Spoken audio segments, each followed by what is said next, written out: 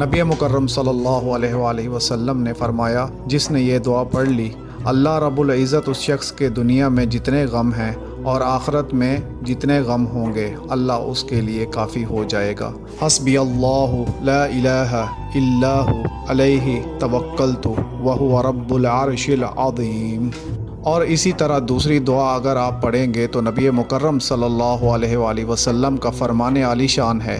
आपने फरमाया कि हर किस्म की अचानक आने वाली आफत और मुसीबत से अल्लाह रब्बुल इज़्ज़त उसे महफूज रखेंगे। बिस्मिल्लाहिल्लज़ी ला यदुर्रु मआ इस्मिही शैउन फिल अर्दि वला फिस समाई व हुवस समीउल अलीम।